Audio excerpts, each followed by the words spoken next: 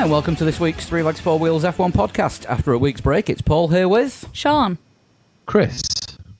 And Lee. And the desk from hell. Yes. Yeah, I want to kick off with an apology that we couldn't get a show out last week. My fault on the Monday because I was working, and then on the Wednesday we'd ordered this brand sparkling new mixing desk that turned up broken, which we'd got to replace the previous brand sparkling new mixing desk, which I had to send back because it turned up broken. So this will be take 3. So desk number 3 is on the way. So I would say we've got 2 weeks of F1 to catch up on, but we haven't. No, I think what it is as well is that people package things for the Isle of Man as though they're like not going overseas, but in actual real terms, it's overseas shipping, literally. So, better packaging for the Isle of Man, please. Well, these two had come from Germany, so they were going overseas anyway because they knew they were going to go overseas. Well, tough shit. So there's another one on order, so should we have another COVID lockdown, we'll be able to carry on recording with the what did we work it out as, 7th or 8th different desk that we've used here? Something like that, yeah. And I think it's... all the ones that Lee's had. Yeah, going through desks like Grosjean goes through front wings. Yes. Yeah, the first two didn't even leave the pit lane. So, how are we all after 2 weeks away? Okay. Good. Good. The Isle of Man is on a new normal now. We're normal. We're not social distancing. We're not. What else? No. We can go to the pub. I went to the pub on Saturday. It was brilliant. That's the first time your local's ever been described as brilliant in history. It was great. I absolutely loved it. The place was packed. It's been packed since the pubs opened. Packed to the point they ran out of beer. It was just even just small conversations with people that you had, like 5-minute conversations with strangers. You thought, oh, fucking hell, I missed this. Yeah, I also went to the pub on Saturday. It was good fun. I didn't go to the pub on Saturday. I've not been to a pub since they opened on Thursday. We didn't, but we did a gathering, which is another thing we're now allowed to do. Yes, and even Dan was at this gathering. Dan gathered. Dan! Wow. How's Dan doing? That is classified. No, he's doing good. He says that he's going to be joining us at some points during the season when we do our post-race video wrap-ups. Ooh. Cool. So, Dan fans, and I know there's some out there, Niska, I'm looking in your direction after that message you sent me earlier. He will be back with us. He might even do a few pods during the season. That would be good. So, yeah, all being well, I mean, we'll be up to a team of 5. Nice. What else happened over the weekend? Mainly drink. So does that mean that next week we can do the podcast all in the same room again? Well, seeing as next week is going to be our second first race preview show of the year, The last first race preview show of the year, we did that all in the same room, and that was in early March. Yeah. And that was the last time, I think, wasn't it? That was the last time we were all in the same room. Yeah, I think so. So we might as well go back to all being in the same room together for our next first race of the year preview show. Excellent. That sounds good. Let's do that. So we'll do that. So from next week, we are back to normal. YouTube as well? Why not? Yeah, can do. You're not buried the camera or something, have you? It's literally above my shoulder. It hasn't been turned on since the last podcast we did in here. When you say it's above your shoulder, are you wearing a body cam? Maybe. You can't be too careful now, can you? Yeah, don't forget, Dan knows where he lives. Don't want to get cancelled, do I? Oh, I can do that very easily. Where's the mute button? Don't forget, I'm flying this one tonight. We'll have another attempt at a preview. Should we try and get Scarbs on as well? Just make it like the last preview we did. We could try. Yeah. We could probably use the exact last preview we did, just edit out the bit difference between Austria and Australia. It just edit out the Australia. Hang on, the Alia bit? Yeah. No, ale. That's all that needs removing, yeah. which is what we've had removed from us for the last 3 months. Yes. I think if we can try and make the Austrian Grand Prix as less like the Australian Grand Prix, that would be better. Yes, that's probably fair. So yeah, we will have races to preview next week, and from next week we are.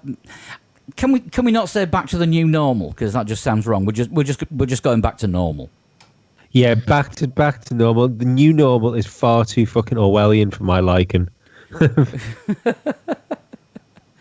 I don't know. I mean, I was saying that there was one thing different about the pubs reopening, but you guys put me right, because the pubs on the Isle of Man reopened on Thursday, and I'd heard that one of them opened at 9 a.m, which I thought was pretty unusual for them. But apparently that was not the case, because this particular boozer often does open kind of before anything else. That's definitely the old normal. In fairness, they were not the only ones that opened at 9 a.m. There was one particular one opened at 9 and had a queue from 7:30. Wow.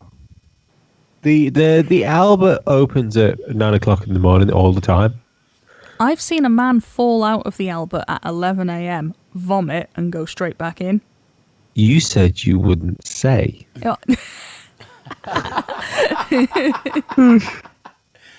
I was sick. I wasn't drunk. I was just ill.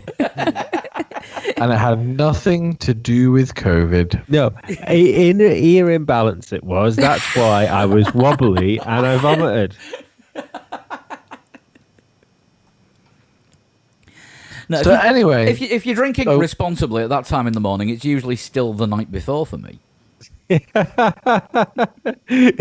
think the only way you can drink responsibly at that time in the morning is if you're drinking to stop other people drink. Yeah, you're being responsible on their behalf. Somebody's got to do it. That's taking one for the team. it is. Nobody's agreeing with me on this one. No. But do we have motorsport things to discuss? I guess we kind of do. First one was one that came up last week, and the rumour is that Haas is either up for sale or has been sold, which apparently came as news to Gunter Steiner and Gene Haas. So not true, but it doesn't mean that it isn't. Never believe anything in Formula One until it's officially denied. There is an official denier, so it's going to happen at some point. Some kind of sale. Gene Haas has said that he thinks Haas are going to stay in F1, which the word think is particularly interesting. It is. Yeah, it's not definite. I find it hard to think that any team would want to, if it can stay in Formula One, to at least find out where all the teams land in 2022. You've got to think they all want to try to. It's essentially 2 seasons away, but really you're only talking about teams surviving another year and a half, aren't you? Not even that. Yeah, just like a year and a bit. Yeah. Because Cyril Abiteboul has been quite adamant that he really thinks this budget cap is going to bunch all the teams together to the point where your customer teams like Haas, for instance, for Ferrari, or Alfa Romeo will end up getting less preferential treatment from their daddy teams, because the daddy teams are going to start seeing them as a threat. Yeah, I mean, that could be the case. I mean, the other thing that Cyril Abiteboul said was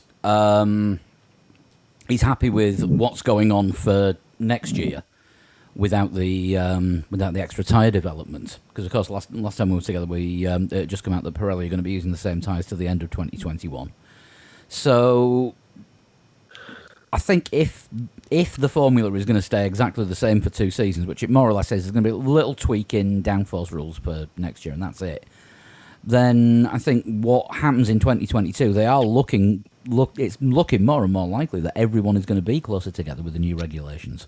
And especially the only with the thing budget to look cap. at that little downforce rule, though. It's in front of the back wheels, on the floor. They're not allowed to develop another area on the floor. And your chief designer from Force Austin Martin, Force Point. yeah, Racing. Force Point Spiker maybe. Yeah. As soon as they're Austin Martin, the better, because I'm sure I'll remember that. But you still can't pronounce Aston Martin properly. No, I can't be bothered trying to learn how to pronounce it properly. As soon as they're Austin Powers, Austin it'll be much Metro. better. Yeah. But he said that small aero change is going to need a front to back aero change, like a complete new aero kit on all cars. So this idea of these cars being carried over to next year, more and more is becoming like nonsense. So it's going to be the same chassis with new bits bolted to it then. Essentially, he also pointed out that they have a development window for next year's car for up until like the 23rd of December, and then from the 1st of January, all focus will shift to 2022. Interesting. Bloody hell. So does that mean the cars that we see in Australia will be the cars we see in, I'm assuming, Abu Dhabi next year? For teams that aren't fighting for a world championship, I think that's what you'll find. And look, when you think about it, it's always been the teams. I'm looking at 2008 Ferrari and McLaren. It's always been the teams that when there's a big rule shake-up that are fighting for a world championship do the biggest fallback. Yeah, like in 2009, I think McLaren only won one race, didn't they, after that year? Yeah. And then Ferrari were not that good either.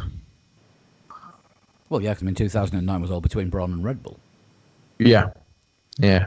But that's what Lee's saying, that McLaren and Ferrari fell back so far because they fought so hard for the 2008 title that they didn't really develop their 2009 car, and so they were beaten to the punch by Red Bull and Braun.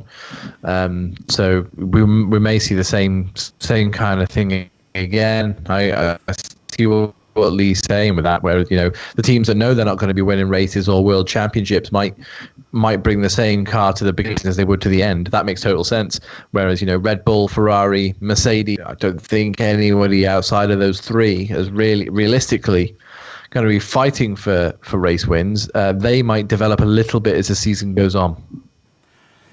Especially a team like Racing Point. Who won't be Racing Point next year? Yeah, because they will. They might be able to have a good car.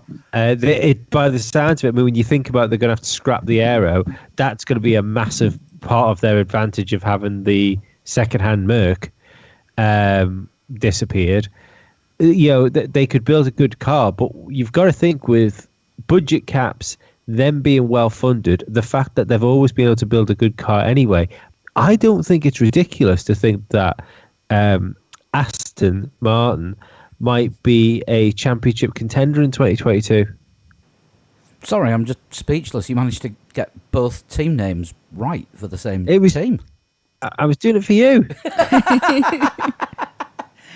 I mean, yeah, I see your point. It could be a thing because I mean we've always praised the Silverstone organisation under their last couple of names for managing to cobble together a car that occasionally has the potential to challenge for podiums on a budget of 25p and whatever else they can find down the back of the sofa. Yeah, it's the philosophy that Jordan sort of had originally, isn't it? That they kind of carried over. They maybe lost it a little bit through the whole Midland and Spiker era, but eventually they kind of found their way back to that kind of small budget, big thinking kind of. Jordan won races, didn't they? They won Belgium '98 with Damon Hill, and I'm sure they probably won a couple of others as well. I remember they won one Giancarlo Fisichella driving for them, but The Brazilian Grand Prix when nobody was entirely sure who'd finished where. yeah, that was 2003, I think that was. Yeah, and don't forget, I mean, Frentzen was in with a chance of getting a world title in a Jordan. Yep, absolutely. So, Jordan were that team that could sort of overstretch a little bit. Yes, it's the same team, the Silverstone organization, but many personnel have come and gone. But it's nice to see that they've still got that embedded philosophy of being able to do the most with the smallest amount of money. Yeah, I mean, on a sort of pound spent per point, they always have been right up there compared to everyone else. I think they've gone again. We might have to fill until I jiggle some. No, they are contemplating. Yeah. This is. I was actually trying to think. I don't think, even like you say, apart from when Jordan went through its like real dip, that team has always been a punch above its weight team, hasn't it? Well, I mean, don't forget as well that last season they were called Jordan. They weren't. They were actually Jordan at the time because Eddie had already sold them out to the Midland Group. Yeah, but the entry had gone in yellow. under the Jordan name, and it was the Russian bankers that were actually running the team, and they were only a yellow car called Jordan because that's what was put on the entry form before the sale. So I mean, You don't dip at the have end to was, be. You don't have to be fast to load the money through something. If I remember right, was Spiker when they became Spiker? Were they Dutch for a season? I think they were Dutch, weren't they? a season and 3 races because Spiker bought Midland before the end of the season, but weren't allowed to change the name, so they became title sponsors, and it was Midland Spiker or Spiker Midland. And then Okay. And then the following team, they were Spiker. And then Force India. Yeah, and then of course the Dutch sports car company Spiker found that not only were building Formula One cars difficult, but owning a Formula One team was difficult as well at the time. Just at that time. Just at that time. Yeah, maybe if they'd taken Paddy Law on back then, they'd have still been winning now. It must have Don't been easy forget, at Adrian- some point. It must have been easy at some point because Eddie Jordan had a team. Yeah, but he got Gary Anderson to do all the hard work. Backs away. and he hasn't stopped moaning for a second after it. Eddie Jordan had his team come up through the ranks, though. He was a proper, he did it the proper old school way, and I don't think a lot of teams are able to do that now. We've spoken about like whether or not Carlin or like Arden would move into Formula One, or any of the other teams that sort of provide cars to feed the series. But that's the way it was. Jordan were a Formula 3000 team, and before that I think they were a British Formula 3 team. So they moved up the ranks and got to Formula 1. I think 1990 or 91 was their first year. I'm not sure. So that they moved up the ranks and got to Formula 1. And when you look at teams like Haas, for example, and the 3 that came in 2010, Manor were the only ones I can think of who came in that way. They sort of built up to go into Formula 1. HRT were just Spain throwing money at a team. Well, I don't know, because HRT started out as Campos Racing, and Campos, of course, have always been sort of fairly big in lower formulas. But, I suppose so, actually. It was Campos Meta, wasn't it? Yeah, but they ran out of money before the season started, and Adrian Campos had to sell the team. Yeah, and people who didn't have a clue. Tony Fernandez was the money behind Lotus and then Caterham, as they were latterly known. And he had no background in racing as well. He just owned an airline, which, hang on, Paul Stoddart did it, I can do it. Yeah. Don't really work like that. No, it really doesn't. But that's. It would be nice if there is another team to come into Formula One that they are a team that's already embedded into motorsport. If you get me. Yeah, Ross Brawn said in the last couple of weeks that he can't see any new teams coming in until 2026. That's a long way away. Because we might lose teams before then. Which is going to be the... I can't believe we're talking about the next rule shake-up already when we haven't even had the one that we were expecting in 6 months' time. But this includes the engines, doesn't it? This is like when they can change the engines as well. Yeah, because 2026 is going to be the big engine formula change. Yeah.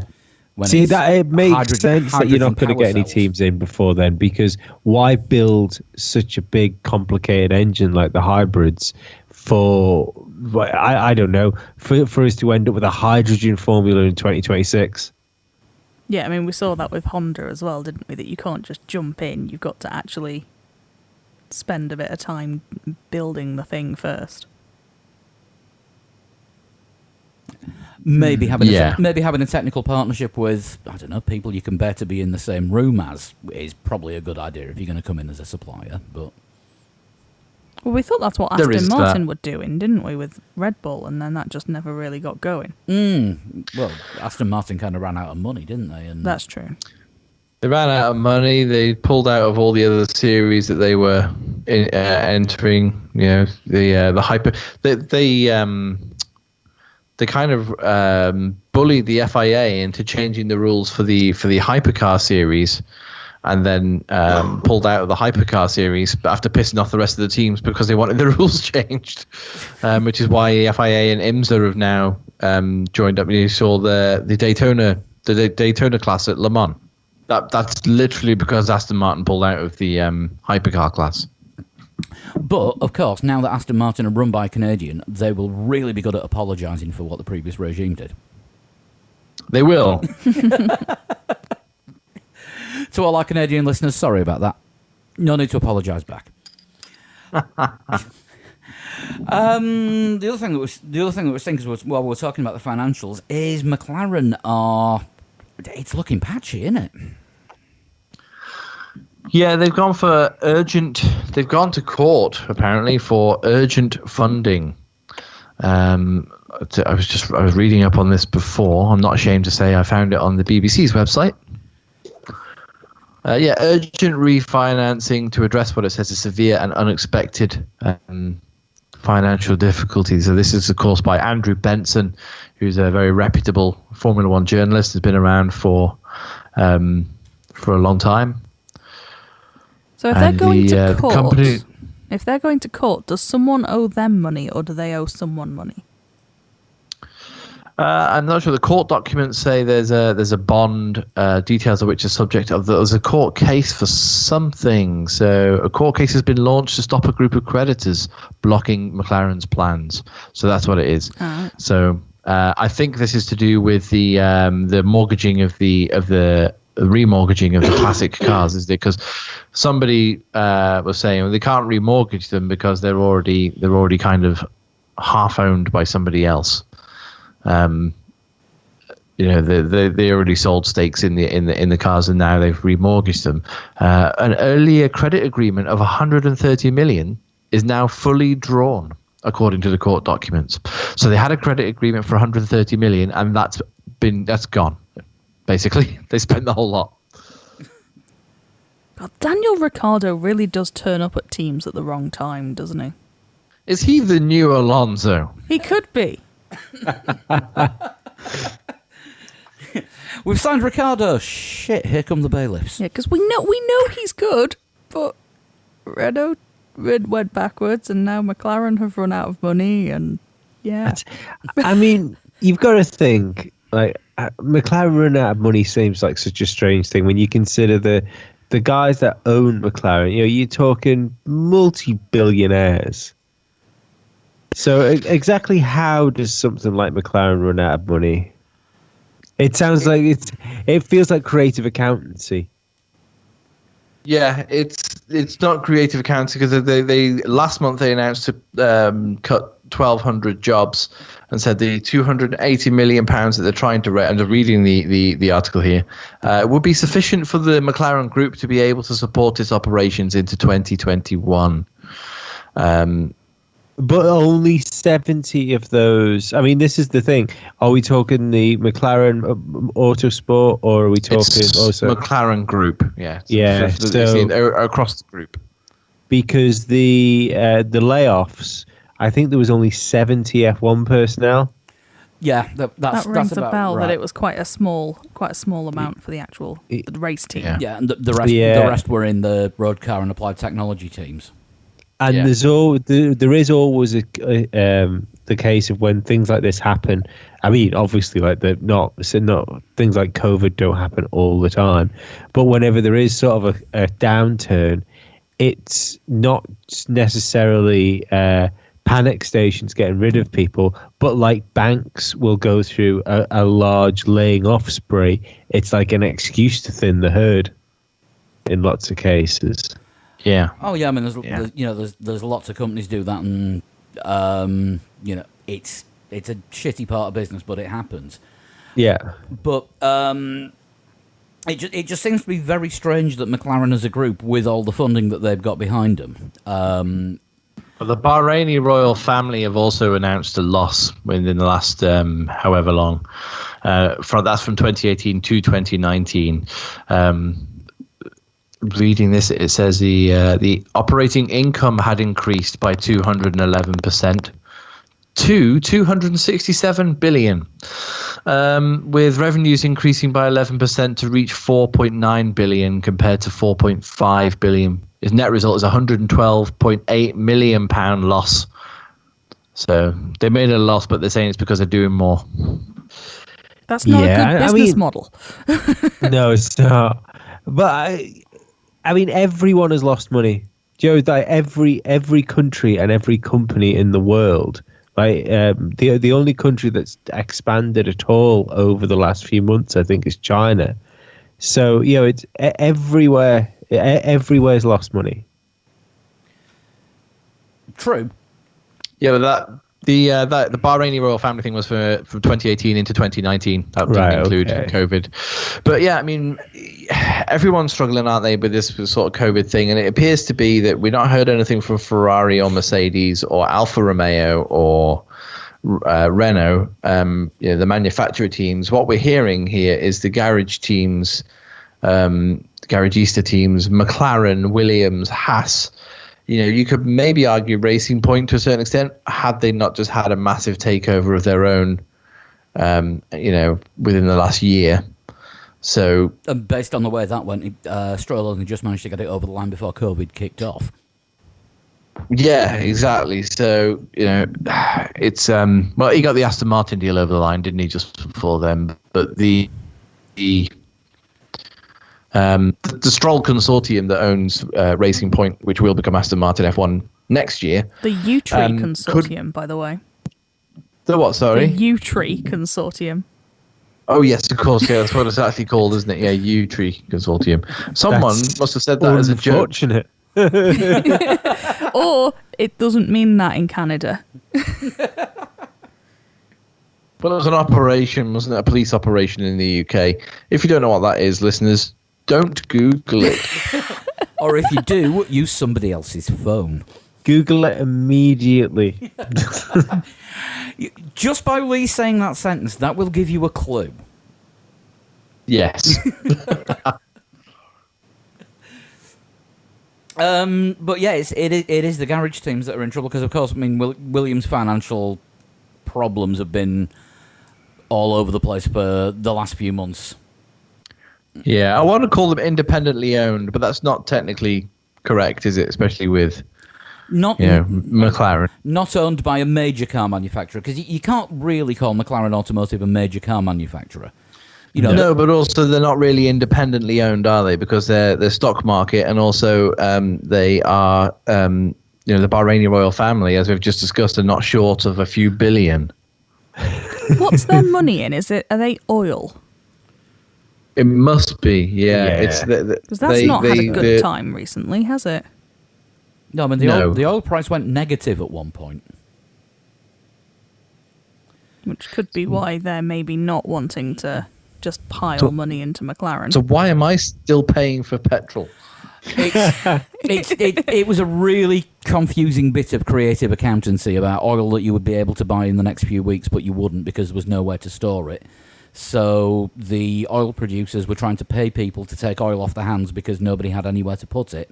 But nobody was buying it, even though they were giving away free money with it because nobody else had anywhere to store it. Now it's gone back to normal. So they did something sensible and stopped digging up more oil. Yeah. Yeah. It was basically kind of, we've overstocked, buy one, get one free. A little bit, yeah, I know what you mean. I know that's probably massively oversimplifying it, but I'm not an economist. No, of course, but but at the end of the day, it's not a very exciting thing to talk about. But the impact is going to be felt by the people on the ground. It always is. It's going to be felt by the teams. They're having to lay off staff, for example. Where does it? This budget cap is going to be very important. It's going to. When it comes in, are we going to see all the teams that are currently in the sport still in the sport when it's implemented and the teams are able to bunch up for 2022? And bloody 2020 hasn't even started yet. We're already talking 2, 6, bloody 20 years down the line already. So these maglev F1 cars that we're getting in 2045.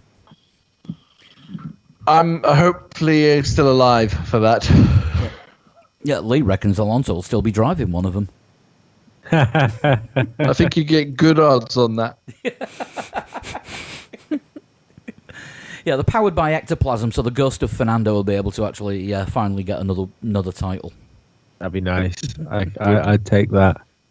Oh man, maybe we'll get to Ghost. the point. It sounds like a really good video game.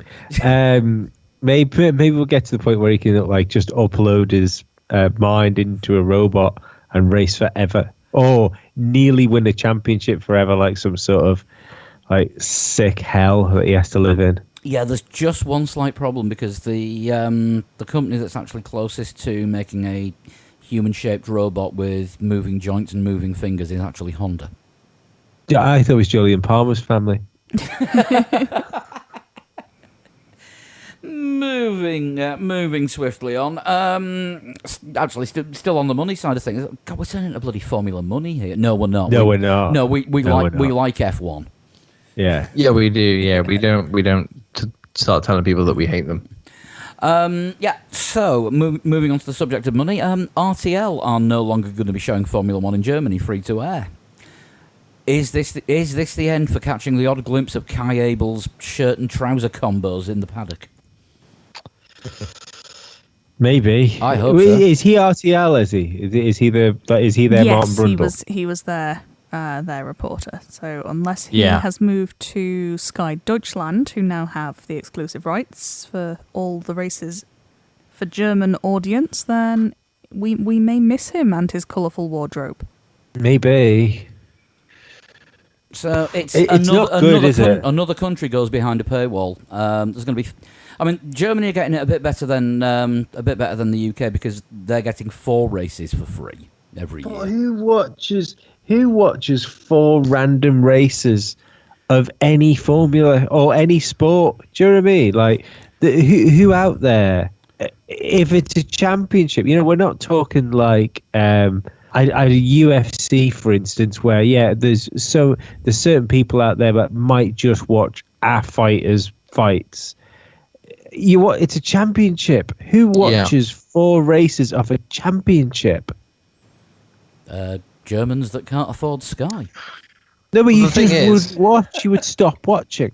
I think I saw. I'm just going to do some quick googling whilst I'm here as well, because I saw a tweet that said in 2010 there were 7 Formula One drivers on the grid, and for the possibility for 2021 when this comes in, because obviously 2020 has already been signed up. It's just that the season hasn't started. In case you hadn't noticed, there may be no German driver in the sport for 2021. If Sebastian Vettel retires, that's it. There's no German drivers in the sport. They will all have gone.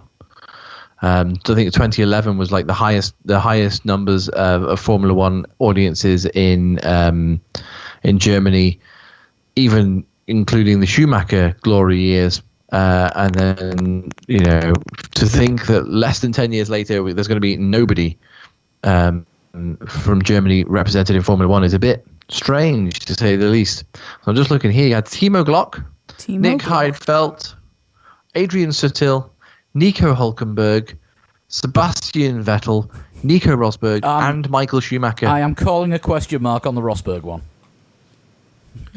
German flag on his thing. Well, it was, it was a German flag. Yeah, German. Right, six German drivers and one with a flag. 6 German, 1 Rosbergian I would have accepted. We're not playing it again tonight. It's funny, isn't it? It's funny how the Germany didn't take to Vettel.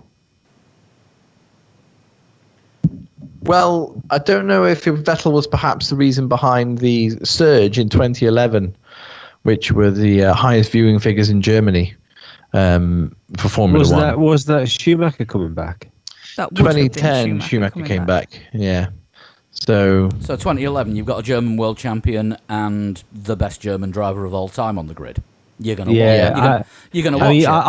I can only go off being at a couple of German Grand Prix and like just seeing no people with Red Bull merchandise on very near. The queue from the Schumacher.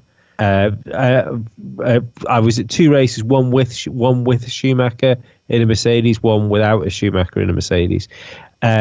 Both times I went there was a store still selling like Ferrari Schumacher merch, which had a fucking queue from Hockenheim to Stuttgart there.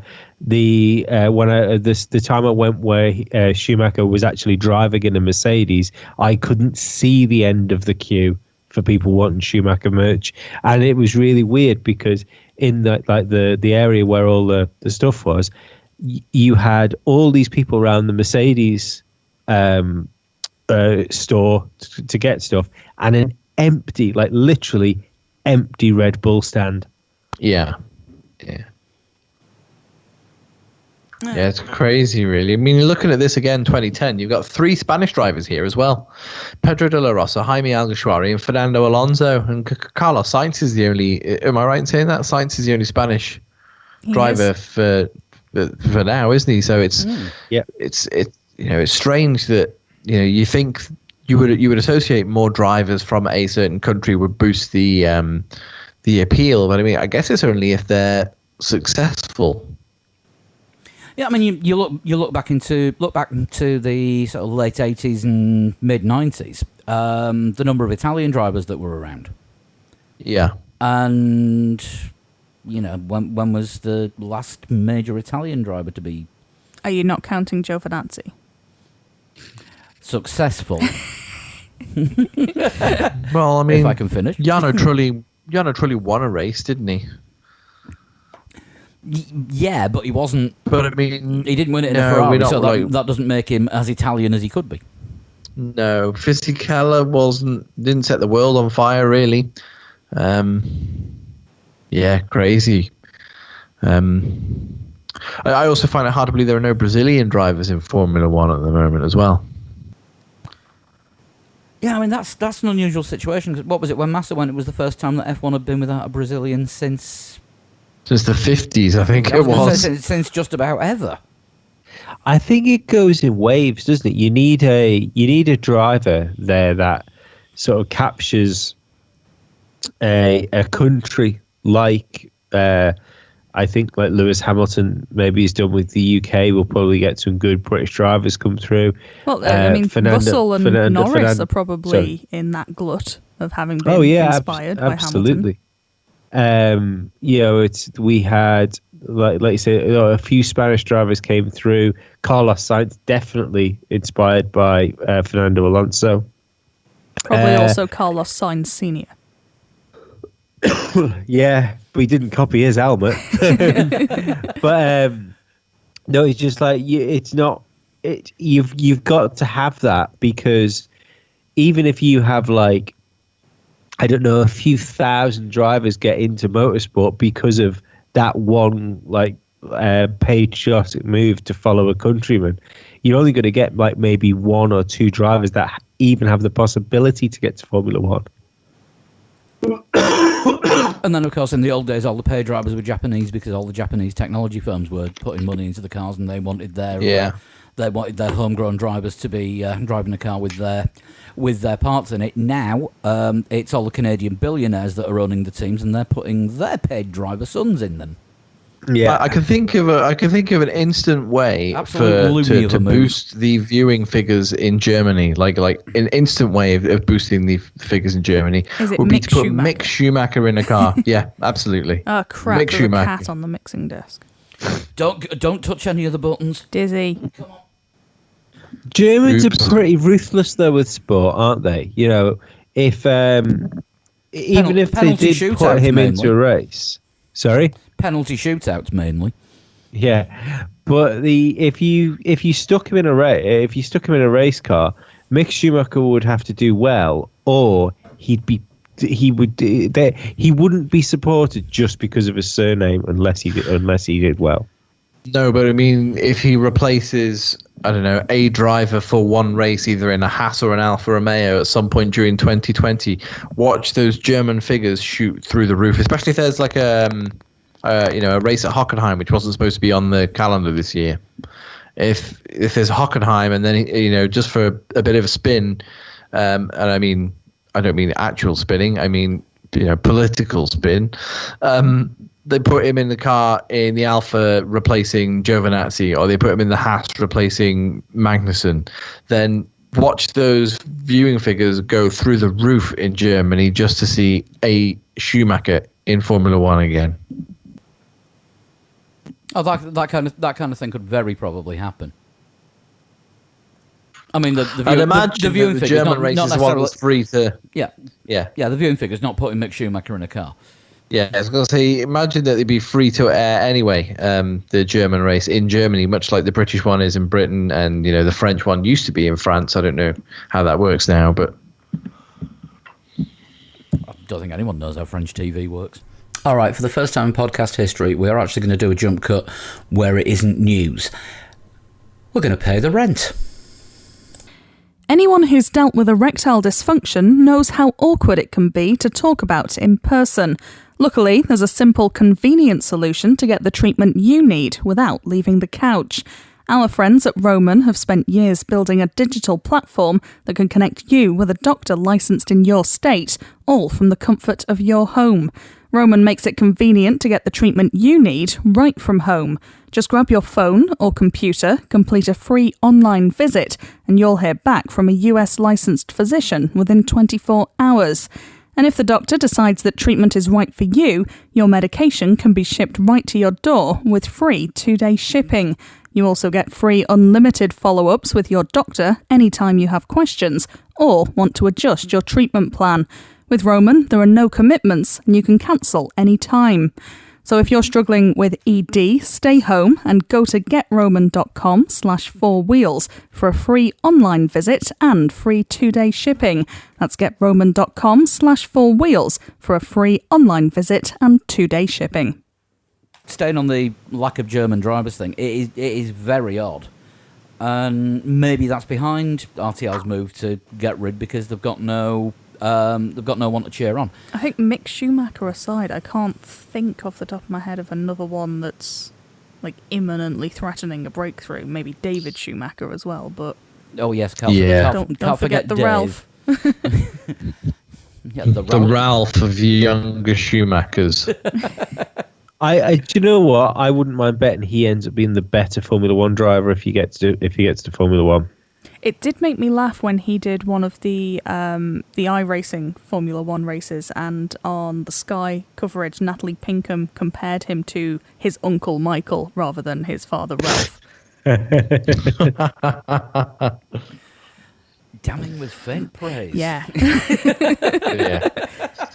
It's unfortunate that these all these audiences across the world are going behind a paywall, but it seemed to be the business model that new Formula One owned by the Americans. It appears to be the way that it's gone, and they appear to be happy to do that. It's well, the other thing to take into account is, of course, that F1 TV is still cheaper in Germany than it is just about anywhere else in the world. That could be another reason for RTL giving up on it, because they were losing viewers. Because I think it's only something like, for the full package, I think it's only something like €70 a year. And I would sign up to the German one and learn German just for that. I mean, there's certain pay TV companies that would charge you that a month just for the privilege of watching Formula One. What do we think then? Well, watching Formula One and getting to find out what Johnny Herbert's favourite restaurant in Budapest is. Do you think there's a push here? Do you think there's a push to get everyone on the app?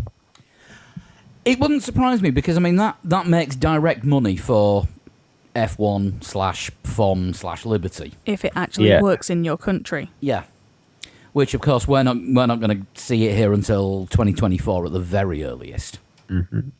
Legally. Really? 2024? That's how long Sky's deal goes on for, and that's how long Sky's exclusive deal is.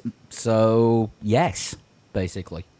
But isn't that the same in the UK? But you can get it in the UK. Oh no! I mean the F1 TV Pro with the live races. Yeah. You can get that in the UK though, can't you? No, you can't. It's still only only the highlights and replay packages. Oh my god, that's terrible. No, I'm counting us as in the UK for like TV reasons. Fair enough. But yeah, UK isn't going to get the app for another 4 years. The only thing I would say there is I find it difficult to believe Sky, in the form it's in, will be able to carry on doing what it's doing for another 4 years. They are. I do not want to know which AlphaTauri driver can throw a wheel of cheese the furthest. No, I don't. I have no fucking interest in any of it, because it's clearly Kvyat. But they're losing shows and things. Like I know I brought WWE up with these things quite a lot, especially because they were the first ones to launch their own sort of paid service.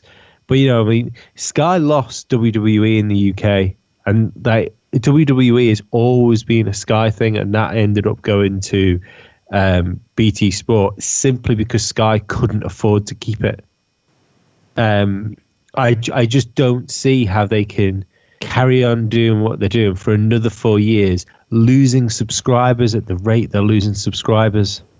Don't forget though, it's football that's basically funding Sky. Yeah, but doesn't most of the football live on other services now? It does, yeah. I mean, Sky have still got the majority of football. Yeah, that's true. But I mean, we're talking 4 years' time here, and 4 years' time of how things might change. Don't forget as well, Sky. Sorry, go on. No, I was just going to say, all you need to do is look at Sky's original programming now, or stuff that you find on Sky One, and all the things that you would find that would be normal, what you call it, like everyday viewing for most people, all lives on streaming services now.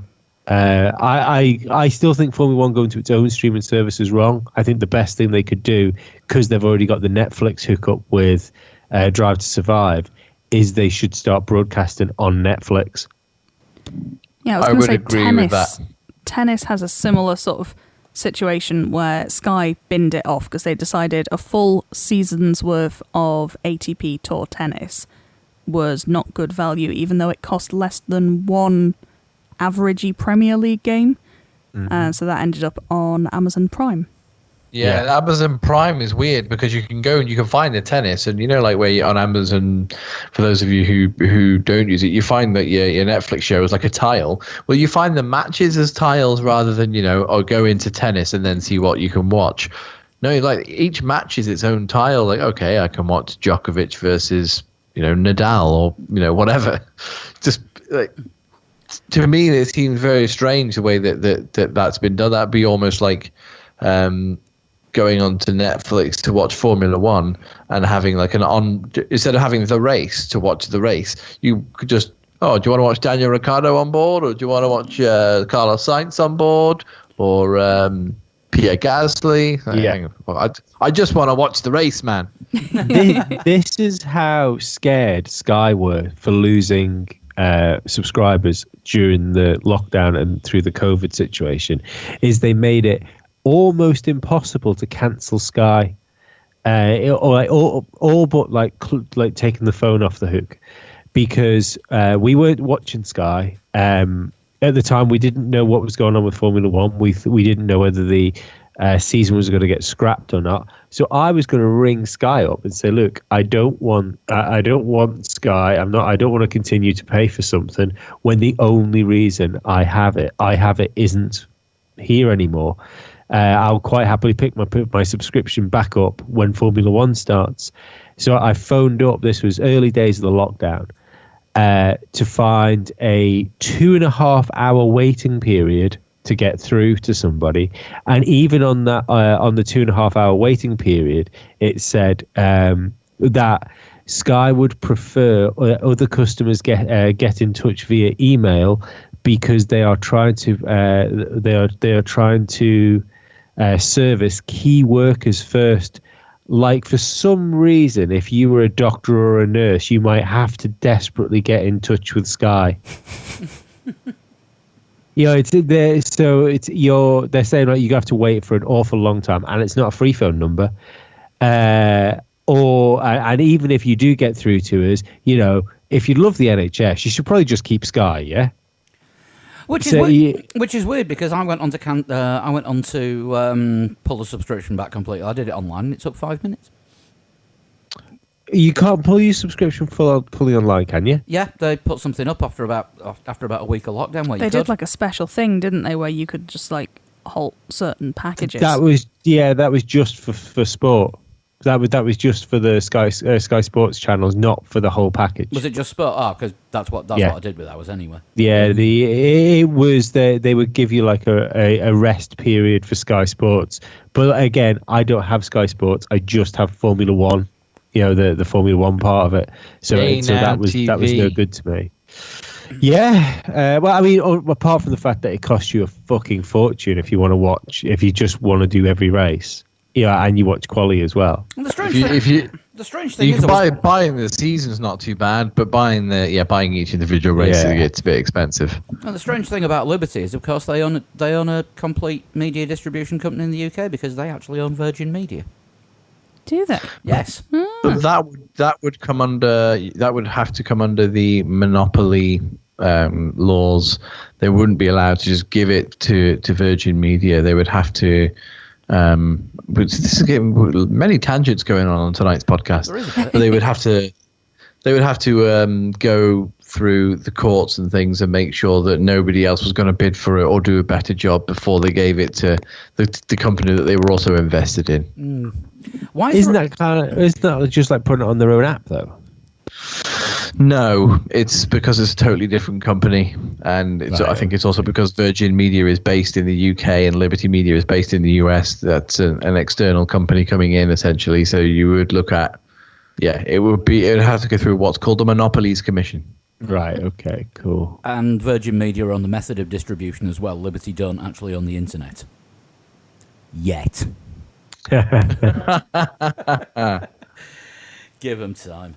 Where are we? Right, we've had some secret shakedown testing sessions in old cars, or in McLaren's case, not F1 cars. Yeah. Thanks, Honda. Renault, isn't it?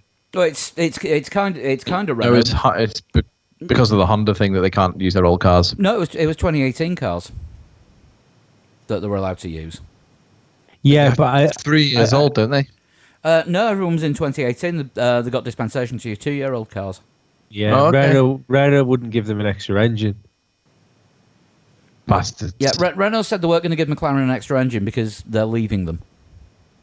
Well, do you know what? And it also makes sense. Or I think what they said was, yes, you can have one of next year's. It makes more sense with something I read today, actually, that Renault's data from mid-season testing had the three top midfield teams within a tenth of each other. So in that respect, it's you might not like it, you might think it's a bit grumpy, but if you could not give your competitors an edge, you'd do it. True. But I think that the teams have been basically saying that things are looking good, although Lando said he got out of the car battered and bruised, which I think an F2 or an F3 car probably doesn't have the same amount of comfort and suspension that the F1 It was does. wet as well. Did he get in it with Ike Turner or something? It was a wet session that the McLaren guys did at Silverstone. Well, they got the tyres working because I can turn a corner. Oh, I could. Thing is, he didn't, did he? No, that was the issue. Well, I've completely lost where I was. Haas have said Turner not being able to take corners. Haas have said they're not losing anything by not having a shakedown. They're not gaining anything either.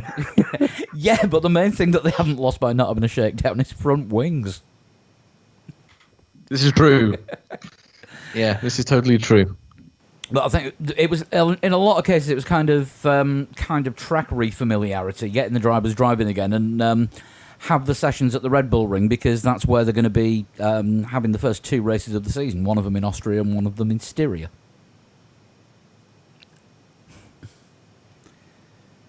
I keep worrying that your Skype's gone down every time it goes. No. No. I think we've got a little bit of a delay on as well, because I think we've spoken over each other a couple of times without realizing. But no more of this after this week. Exactly. Yeah. I've noticed that the first three races of the season, the two in Austria, or either Austrian and Styrian, Steiermark, whatever you want to say, and then the Hungarian Grand Prix, on last season's form, would hugely benefit McLaren and Red Bull. But that may not necessarily be the case this year. And for teams to just decide that they don't, all right, okay, we had February testing, but for teams to decide that the shakedown's not gonna lose anything from it, you are, because if everyone else is doing one, you're going to get left behind a bit, even if it's just like, a fraction of a bit, even if it's that some of your staff don't feel quite as comfortable going into the race as, I don't know, Mercedes did, because they did loads of pit stop practices, and Mercedes did a full race weekend simulation over their time at Silverstone. They as though the rest of the paddock was full of teams and press and everything else. They ran through their entire processes of getting ready for a race with an actual start time and everything.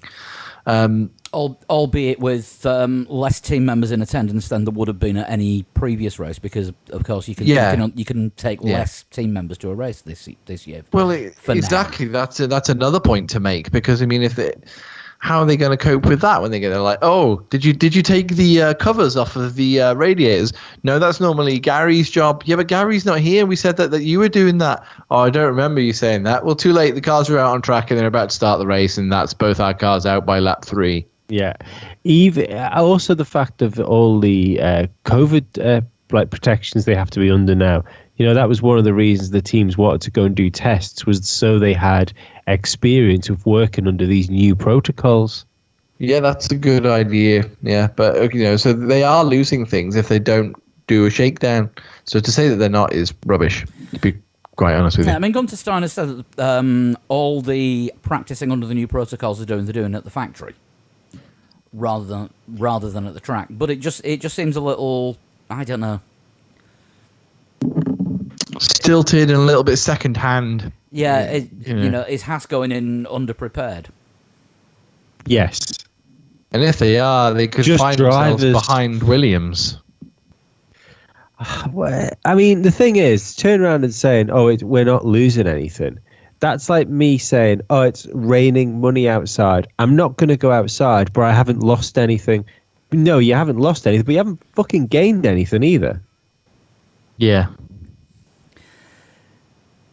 Yeah, I mean, that they want to do things their way, and is it going to come back and no pun at all, but bite them on the ass? And I said ass, not has. Yeah. So did Grosjean for about the first year. No, that's true. Bite them on the arse. There. Just for proof, I wasn't trying to make a bad joke. Yeah. I don't know. It seems like when are Haas going to, when are they going to feel like they're making the right moves? We might be wrong. They might hit the track, and their last year's woes might be solved, and they might be regular point scorers, and everything's fine. And Grosjean stops crashing, and Magnussen gets faster. But I just don't believe it's going to happen. It's when are we going to see any sort of upward trajectory from Haas? When the new owners come in? Even then. I mean, what are you buying, though? Like, you're literally buying an entry with Haas. It's not, there's no, like, facilities for building the car. It's not like you're buying a team They glue all the parts together in Banbury. They do that aero, don't they? I think they do that. Some of it, yeah. And they order their Airfix model and they build it in the factory. Yeah, the Airfix model is definitely still comes from somewhere else. Yeah, it just doesn't seem like.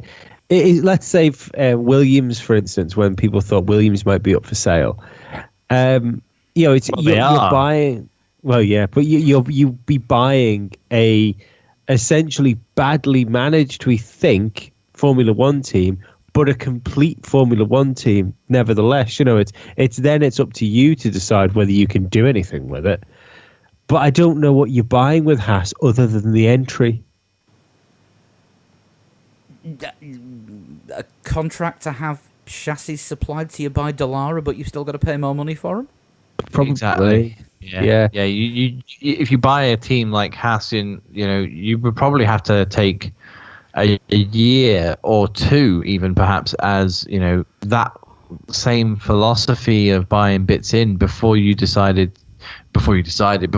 the capacity to redistribute those facilities and reuse them as okay, well, we're going to build everything in house now, but because this isn't set up for it, it's literally going to take us 2 years. So we have to do what the last team was doing for 2 years. Yeah, I mean, you can't put a fabrication plant up overnight. No. So yeah, all right. If the new owners come in, then 2 years down the line, after an absolute fuck ton of money, which is going to have to be spent on it, we're talking Stroll levels here. Because I mean that's practically what Lawrence Stroll's doing with Racing Martin. He's bought a small factory and he wants to consolidate everything to be built and put together all in the same site. So he's expanding what they've got, but that's taking forever. I mean, that's been delayed for another year now anyway. Yeah, I mean, 2 years down the line is not ideal either, is it, really? Because you're sort of just at the start of the new regs then. You've spent 2 years catching up, and then suddenly everyone's doing something different. Mm. And like we pointed out with Force India when they were sort of in trouble, it's when they were constantly on the verge of going bankrupt, they were still producing decent Formula One cars. The team's there, the team can do the job. Yeah, Haas haven't proved anything yet, and I think Gene Haas as much as admitted it. I think Haas proved it was a good way to come into Formula One if you were the preferred stepchild, like they were when it first happened. But what we're slowly starting to see from Haas after us lauding how they came into Formula One is, it might be a good way to get into the sport, but it doesn't seem to be sustainable because it was always, as soon as they had to start doing things on their own, we said from the word go, oh, well, how are they going to handle this? And they haven't handled it. No, and they are in danger of becoming the F1 equivalent of the 30-year-old whose mum still does the washing. Yes, that's exactly what they are. They're the Formula One team that lives in the basement.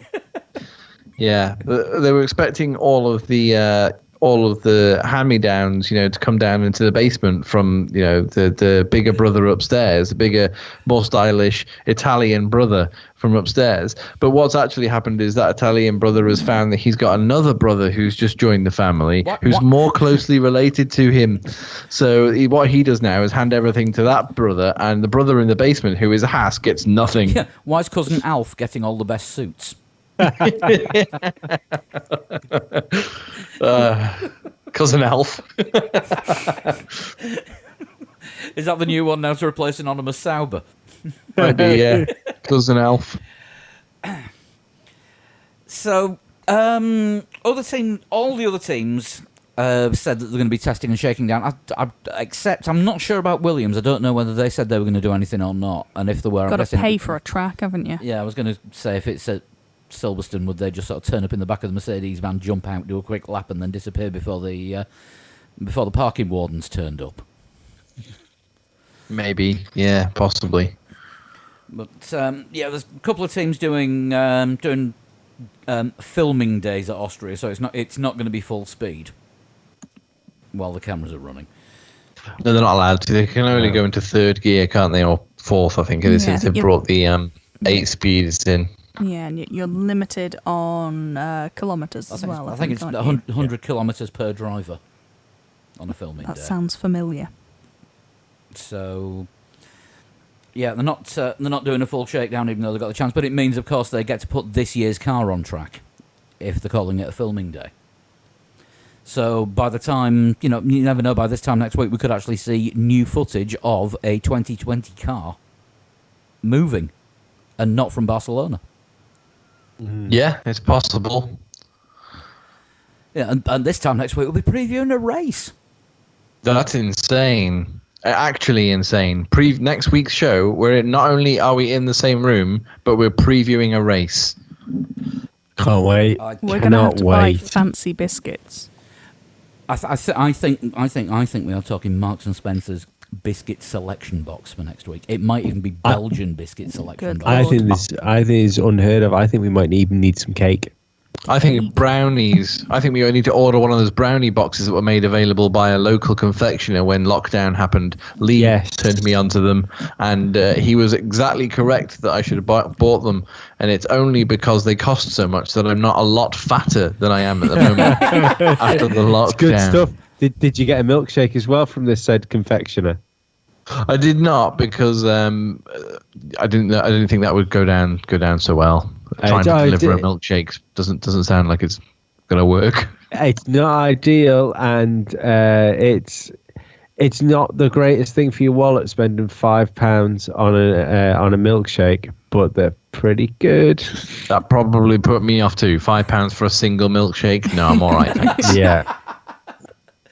You could have queued for 5 hours and got one from McDonald's for £2.50. Did anyone see the thing that somebody was trying to say? This is totally off topic and totally Isle of Man based and Isle of Man based only. Don't forget, we need to do these now because the Patreon shows don't start again until next week. Of course.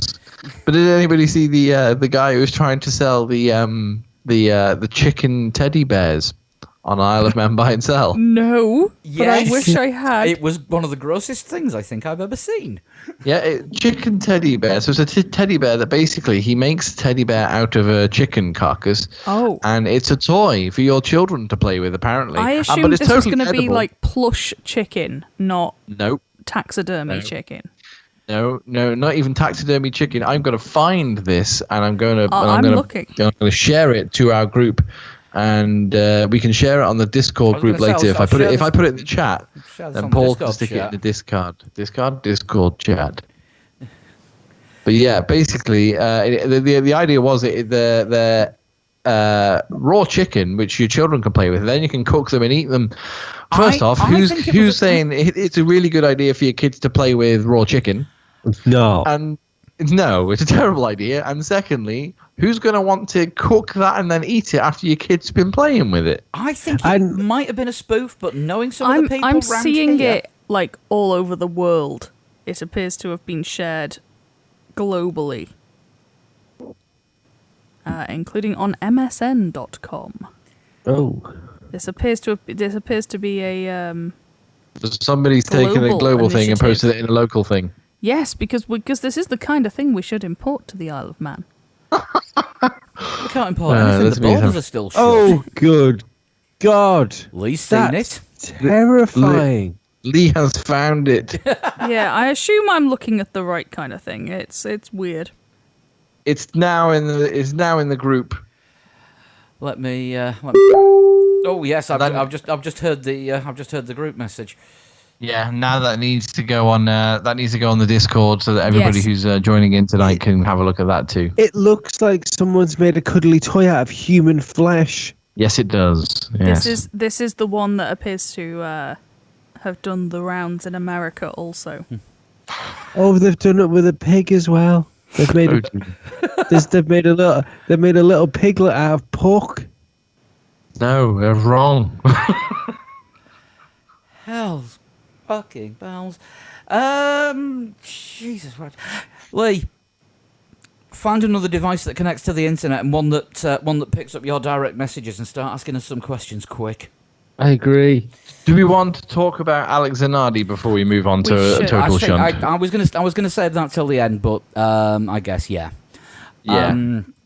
Because people might not be listening. We know some people don't like the Total Shunt, so it's probably right that we mention it now. So, for those of you that didn't know, Alex Zanardi was seriously injured in a crash at the weekend in a handbike race where he strayed over the centre line of a dual carriageway and was unfortunately hit by an oncoming lorry.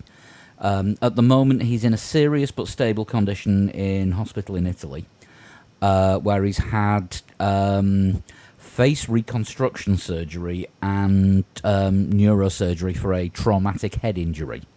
3 hours of neurosurgery he had. So, he's had a massive accident before, of course. Alex Zanardi, if you don't know, was the gentleman who lost his legs in a massive... It was an IndyCar crash. It was IndyCar in Yes. Germany in 2001. Yeah. Former Formula One driver, many motorsports he's taken part in, but after losing his legs, decided he wasn't going to quit racing. Went and carried on racing. He was a huge inspiration to Billy Munger as well. When Billy Munger had his accident, the two of them met for a BBC documentary. It's fantastic. I highly recommend you go and watch it. The man's a huge inspiration. He became a Paralympian and, racing hand bikes. He's won gold medals, which is what he was doing at the weekend when he unfortunately had his accident. Clearly wasn't expecting one of the truck lanes to still be open, which is unfortunate to say the least. So we all hope that Alex Zanardi can pull through and make a full recovery. Obviously, it's major surgery. We don't know how he is, but hopefully he gets well soon. Yeah, the last bulletin on Saturday was he was in intensive care and is in a stable but serious condition. So All the best, Alex Zanardi, and his family as well, because they've gone through it. They've gone through it once already with him. They don't need to go through it again. No, definitely not. Yeah, no, he's total inspiration as well, that man. So all the best. Shall we shunt it? Let's do it. Oh, hang This on. In one- which case, wait. I need to close things. Yes, I have screens Wikipedia away. still open from my German Formula One drivers before, but go on. Right, hang That on, could, let me could just be min- deemed as cheating. let Well, me- it depends Yeah, if well, it's I've a just, German I've just or closed not. it, so Let me just minimise Discord. Now all I've got open in front of me is the I'm just recording software. Try and minimise Dizzy. You don't minimise Dizzy. She No. minimises you. Anyway, who sent this week's in? This was sent in by Jim Baxter with a good, easy to say name. Jim, we're very disappointed. You could have made something better up. It's just as well that's what his name is because he's got Japanese writing next to it. And So it might not be said Jim Baxter. no, I believe he has a good, honest, easy to say name. I was born Yay. Good. in 1978. okay. Okay, so 42. this year. 42.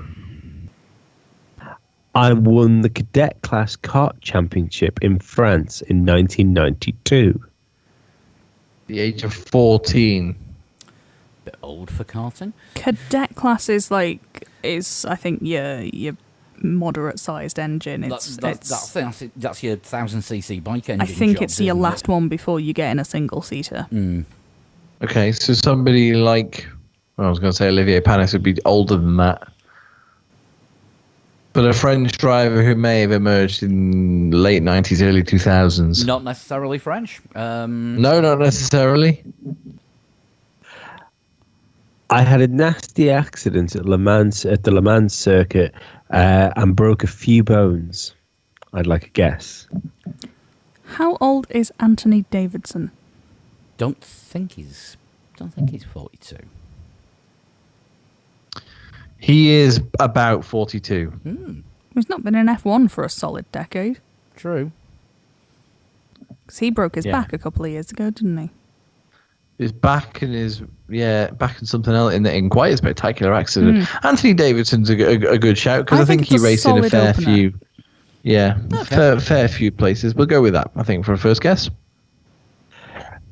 I raced against Mark Webber, Luca Bordeaux, Enrique Bernalde, Nick Heinfeld, and Sebastian Bourdais. That could easily still be Anthony Davidson, or pretty much anyone else whose F1 career spanned late 90s into early noughties. Yeah, could be. Oh, I was thinking maybe look at the Sebastian career Buemi spanned as well, late 90s perhaps. into mid-teens. Buemi would be 42, yeah, would he? Buemi is my age. Okay, so no. I was pivotal in the launch and development of the GP2 series. Okay, so GP2 started in 2005, was it? First I year? think so, That yes. sounds about right, yeah. I have raced in 7 Grand Prix. Oh, that's not many. That's true. That's less than Anthony Davidson. Yes. More than me, though. So it's somebody who's done like a stand-in for someone. Someone like Frank Montani, French driver who drove a Super Aguri when UGE Day was deemed too crap, and did some of a season. Was it Super Aguri he drove for, and then he went and moved on to another team the following season? But I don't think I think he was only a reserve driver. Frank Montani is a good shout. From that year when we had Montani, Montero, and Montoya, and the 3-letter abbreviations did not work.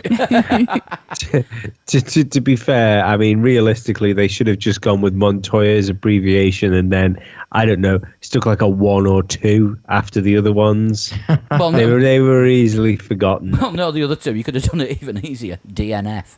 You know, just I suppose for Montoya, you've got the option of JPM. True. Yeah, that's because Michael Schumacher had MSC, didn't he? Because obviously Brother Ralph would have had the same 3 letters at the beginning of the surname. He was Royal Shakespeare Company, wasn't he? Yes, he was. it makes as much sense as Montoya being JP Morgan. I have 3 Alan. Oh no! Give me a guess. Are you going with that, guys? I guess. Go with Frank Frank- Montani? Yeah. Yeah. I have 3 LMP1 podium finishes at Le Mans at the Le Mans 24 Hours. I wish there was more words in that sentence, and I didn't have to put the other bits in. I don't know much about endurance racing, but that seems like It's a anyone white who's slog in it. yeah, it seems like anybody who's been in any form of motorsport at any point has got a podium some point during an endurance race somewhere. I'll tell you what. I'm getting that much into sim racing. Saturday afternoon, 12:30. The iRacing 24-hour of Le Mans was due to start at 1, and I'm thinking, shall I try and get a team together? I didn't. I went out and got drunk instead. Yeah. I have been employed by Renault, Jordan, Super Aguri, and Toyota F1 teams. That's who we went to after Super Aguri. I'm convinced Toyota. Yeah, I think it might have been, but that's I think Frank Montani is a solid shout. In 2006, this isn't going to help you. Is it? No. Is it Bertrand Gachot? Gachot? Is that how you pronounce his surname? Bertrand Gachot. Yeah. In 2006, I became the first active F1 driver since him to participate in the Le Mans 24 Hours. Okay. Where I'm thinking he must have got a podium. Maybe. You are on number 10. After Formula One, I raced in Formula E for the Andretti Autosports team. I think he did. I don't remember him in Formula E. I don't remember him in Formula E, but that's not to say that he wasn't in it. Don't forget. What you're trying to say is I don't remember anything from Formula E. Don't forget the first Formula E season was about as memorable as Frank Montani's career. Yeah. Well, this is the thing. Formula E was when it first started, and still kind of the case now. Formula E was originally full of drivers that you'd already forgotten about. Correct. if I can quote the infamous Facebook message that kicked this whole bloody thing off, a lot of ex-F1 drivers in Formula E, still a bit crap though. I just like the idea that Formula E is kind of like CIA racing drivers. That, you see them and you kind of recognize them, but then as soon as they've gone, they're ghosts and they disappear from your memory. Yeah, you get Men in Black style flashing pen. That's it. It's done. Yeah. When they come into Formula E, they've got to be checked for scars and tattoos, so there's no distinguishing marks. Formula Kaiser Soze. Yeah, here is your helmet. It is matte grey, same as everyone else's. Oh, that one Formula E fan is gonna hate us. What, Dan? Yeah. They already do. I get a lot of hassle from Formula E fans on Twitter. Yeah, but not when it's raining because the solar powered phones can't send the tweet. Also, would you drive electric in the rain? I wouldn't. No. I do like the fact that they drive Formula E in the rain, and IndyCar must be there going, we are going to have to start doing this one day because the electric guys are making us look like right bricks. Although saying that, I'll probably watch some of the 6 Formula E races in 9 days at Berlin Tempelhof Airport. Yeah. That's going to be quite fun, I think, to be honest with you. It might get a bit tedious towards race 5. Oh no, it's going to be 3 different track configurations. Yeah, but even still, when you've seen it's the same track layout as the first lot. Are they doing it 1 2 3 1 2 3 sort of layout, or is it 1 1 2 2 3 3? I hope they're doing it like Mario Kart, where the racetrack actually changes lap after lap. I keep them on their toes. Sure, that was a left on the last lap. Well, let's be. It would go really well too, wouldn't it? Because Formula E is not known for its crashes at the best of times. They have a best. Oh, I'm probably going to get mutilated for this one as well. Should we go Frank Montani? Yes. Is there a Spaffer? Is there a Spaffer? There is a Spaffer. We don't need it. Do you want the Spaffer, or are you going for it? No, I don't think we need it. Should we go for it? It was Sean's guess. I'll let Sean have the final decision. It was not my guess. I think it was your guess. I came out with Anthony Davidson. It was. Oh right, was it Paul? Was it you? Sorry. Apologies. Sorry, Paul. Are you Frank Montani? I am Frank Montani. Excellent. Choice. Well done. Absolutely smashed that one. The Spaffer was my racing career all but came to an end when I tested positive for cocaine. Excellent. Oh no. Oh. That would not have helped. I did not know that. No, I didn't. How could you drive a Formula E car while on cocaine? I heard a cracking joke. It's organic. I heard a cracking joke the other day that this has reminded me of because I was speaking to somebody about Nigel Farage starting another political party. The person I spoke to said, "Fucking hell, that guy started more parties than cocaine." And on that bombshell. Let's think. What am I saying? Yes. So next week, back to normal. How do you send in a total shunt? And you could send in one and be our first one on YouTube for a while. Yeah, you can tweet me at a total shunt in a private message, or you can send me a private message on Instagram. I am going to have to go through these actually and sort of package them together and because they're a bit all over the place at the minute. They're like Schrodinger's shunts. They sort of exist and don't exist at the same time. They're just bouncing around all over the place. So if anyone that's sent one in that's waiting for theirs to be done, you might as well just give me a little poke saying it's this one, and we'll get them all up to the top again, and then I can whip them off and put them in like a list. And the more syllables in your name, especially with the more consonants, the better. Yeah, if we could start spelling complex names with more than 4 letters, we can start spelling them phonetically. That would be sound. Nice. And if you've got like one of those impronounceable like foreign names that sounds like you're a fucking Klingon, just give me a little audio file telling me what it is. That's not hard, is it? How do you know if your name is Klingon? You live in Finland. Well, right. Anything with silent letters and umlauts. There you go. That helps. Like, if you've got an umlaut in your name, just take it for granted. I haven't got a fucking clue what you're called. Santeri, I'm so sorry. I mean, I have an accent on one of my letters, so I feel the pain. If you want to get in touch with the rest of us, you can get us on Facebook, Twitter and Instagram, all at 3 Legs 4 Wheels. Email 3legs4wheels@gmail.com, and individually on Twitter we are... At Sean Cowper. Without an accent. No, yeah, don't dick about that on Twitter. Yeah, at Flood21. And at Pablo100. I await all your Formula E abuse. So do we all. If anyone's been following the iRacing that we've been doing this year, it's been a really good laugh. We usually have races Sunday nights at about 8 o'clock UK time. And the one coming up this weekend, we are doing the Skip Barber cars at the Indianapolis Road Track. Lee, you going to take part in this one? I will do. I missed Sundays because by the time I realised what fucking time it was, the race had started. It was NASCAR. It was hell. Yeah.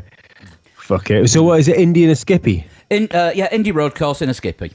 Oh, that sounds fun. So if you want to take part and you don't already know how, drop us a tweet or get in touch on Discord. If you just go onto Discord and search for 3 Legs 4 Wheels, you'll be able to find our server. And we'll be back next week. The Patreon shows will return as well. For all our wonderful Patreons that subscribe at patreon.com/3legs4wheels. So you get the extra show, you get the main show a little bit early. We'll be back to Tuesdays from next week for all our regular listeners, and Patrons will get it Monday nights with a Patreon show later on in the week. And I think that's about it, really, isn't it? I think so. Yeah. So race preview next week then. Race preview next week. We have got something to look forward to. Where we're looking forward to something. Yes. That's double looking forward to. So we're looking forward to it twice as much. I genuinely can't wait for this for the first race. I'm so excited for it. I'm starting to get excited again. I hope it's a flag to flag snooze fest. Just to see everyone's just when 2020 looked like it was going to give you some entertainment. No, like, not a single overtake and 4 seconds between the cars because of social distancing. Yes. Oh, God, Lee, you're a little ray of sunshine in these troubled times. Get well soon, Alex. We'll see you next week. Bye-bye. Bye-bye. Bye. Bye.